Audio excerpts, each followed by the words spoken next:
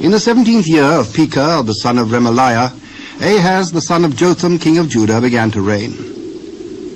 20 years old was Ahaz when he began to reign, and reigned 16 years in Jerusalem, and did not that which was right in the sight of the Lord his God, like David his father.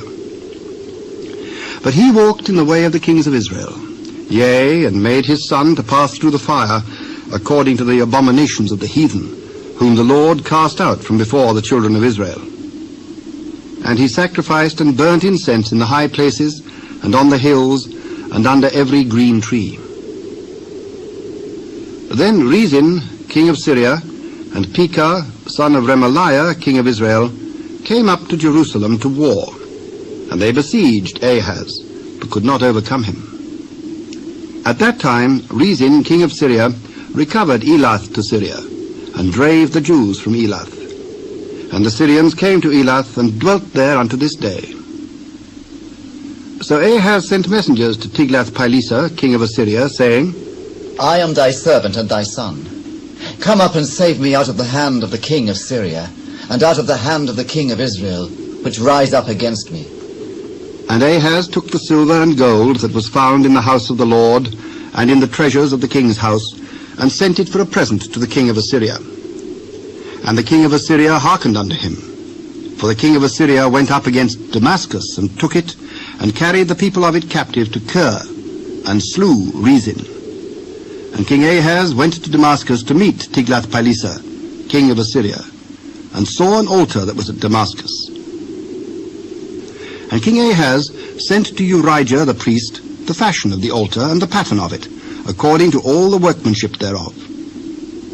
And Urijah the priest built an altar according to all that King Ahaz had sent from Damascus. So Urijah the priest made it against King Ahaz came from Damascus. And when the king was come from Damascus, the king saw the altar. And the king approached to the altar and offered thereon.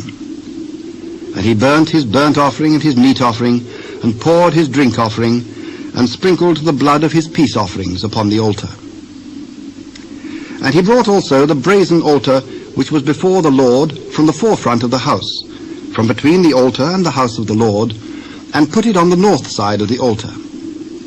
And King Ahaz commanded Urijah the priest, saying, Upon the great altar burn the morning burnt offering, and the evening meat offering, and the king's burnt sacrifice, and his meat offering, with the burnt offering of all the people of the land, and their meat offering, and their drink offerings, and sprinkle upon it all the blood of the burnt offering, and all the blood of the sacrifice, and the brazen altar shall be for me to inquire by. Thus did Urijah the priest, according to all that King Ahaz commanded. And King Ahaz cut off the borders of the bases, and removed the laver from off them, and took down the sea from off the brazen oxen that were under it, and put it upon a pavement of stones. And the covert for the Sabbath that they had built in the house, and the king's entry without, turned he from the house of the Lord for the king of Assyria.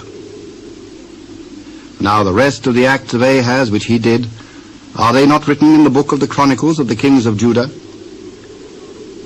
And Ahaz slept with his fathers, and was buried with his fathers in the city of David.